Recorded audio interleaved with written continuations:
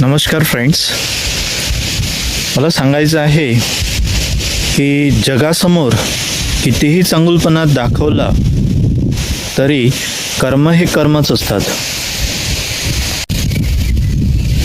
ते आज ना उद्या भोगावेच लागतात. तर लक्षात आलंय का की कसं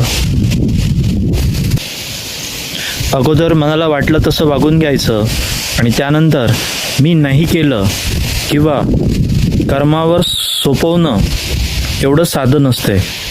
ठीक आहे, लोकायला नंतर खूप चांगुलपणा दाखवणं की मी किती चांगला आहो किंवा किती चांगला आहे हे दाखवण्यापेक्षा कर्मानीच जर आपण जर चांगलं राहिलं किंवा कर्मच जर चांगले ठेवले तर कर्माचं फळ नक्कीच ते आज नाही उद्या चांगलं केलं तर चांगलं भेटल आणि नाही चांगलं केलं तर तुम्हाला माहीतच आहे आज नाही उद्या ते भोगावंच लागणार आहे. म्हणून कर्म पापासारखे करणं आणि त्याच्यानंतर दिखावा करणं की खूप चांगलं आहे हे चुकीचं आहे. त्यात तुम्हाला काय वाटतं नक्कीच कमेंट्समध्ये तुमचं मत सांगाल. जो सच्चा आहे तो एकटा आहे आणि जो खोटा आहे त्याच्याकडे दुनिया आहे. कदाचित हे जे साधा आणि सोपा जो सुविचार आज जो तुम्हाला मी सांगत आहे तर नक्कीच चांगला समजला असेल. ज्याच्यासोबत घडलं त्याला तर याचा अर्थही सांगता येईल. तर नक्कीच त्यांनी त्याच्या पद्धतीनं कमेंट्समध्ये सांगायला हवं. ओके, तर जो सच्चा असतो तो नेहमी एकटाच असतो, है की नाही? आणि जो खोटा असतो त्याच्या मागे 10 जण असते. म्हणून हा सुविचार नक्कीच तुम्ही ऐकला असेल आणि जाणवलं पण असेल. बघा फ्रेंड्स, पायात घुसलेले काटे कदाचित काढता येतात, है की नाही? पण मनाला लागलेले शब्द हे कधीच विसरता येत नाही. कारण जेव्हा आपण कोणाचं मन दुखवतो तेव्हा कधी ना कधी आपले मन दुखणारच. म्हणून कोणाचं मन दुखवण्याच्या अगोदर 10 वेळा विचार करा.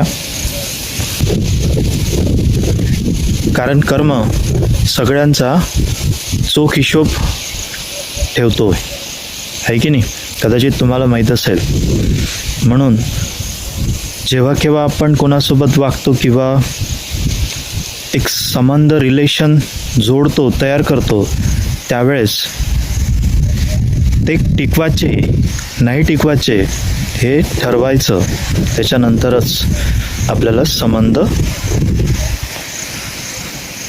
जोडायचे किंवा तयार करायचे, है की नाही? मन दुखवण्यापेक्षा नाही संबंध जोडले नाही तयार केले ते अतिशय चांगलं आहे. कारण कदाचित कोणाचं मन तरी दुखणार नाही किंवा त्यांना ते दुःख होणार नाही. ह्याची अतिशय म्हणजे सर्वांना मला सुद्धा काय करायचं आहे, काळजी घ्यायची आहे की जेणेकरून कोणाचं मन कधीच केव्हाच दुखवायचं नाही. शिक्षण हे वाघिणीचं दूध आहे. जो ते पेईल तो गरजल्याशिवाय राहणार नाही. बरोबर की नाही? कोणत्याही गोष्टीविषयी तक्रारी करत राहणं फार सोपं असतं, है की नाही? पण त्यातील चांगला भाग ओळखून त्याचं कौतुक करणं हे फार कठीण असतंय. म्हणून लक्षात ठेवा, कोणाच्याही टीका जेव्हा आपण करतो तर ते योग्य आहे का याचा पहिले विचार करायचा. सर्वांमध्येच दोष आहे, म्हणजे टीकात्मक काही ना काही काम कोणी नाही कोणी करतच. पण टीकापेक्षा टीका सोडून त्यातला चांगुलपणा काय आहे हे जर लक्षात घेतलं तर नक्कीच आपल्याला सुद्धा तेवढंच चांगलं बनता येईल, राहता येईल. नाहीतर दोष आपण कोणाकोणाला नाही देत, है की नाही? जो आपल्या नजरेत चुकीचा असला ठरला त्याला चालू होऊन जातो आपण दोष देणं. बरोबर. एखाद्याचा पराभव करणे फार सोपं असते, पण कोणाचं तरी मन जिंकणं हे फार अवघड असते, कठीण असते, आहे की नाही? म्हणून ठरवून घ्या, पराभवच करायचे आहे की मनंसुद्धा जिंकायचे आहेत. काय करायचं आहे जीवनामध्ये, आहे की नाही? आपण आपल्याकडे असलेल्या पूर्ण सपोर्टने आपण काय करू शकतो, दुसऱ्याचे पराभव करू शकतोय. पण ते बाजूला ठेवून जर मनं जर जिंकली तर माणसं जोडेल, तुटणार नाही. हे लक्षात ठेवा.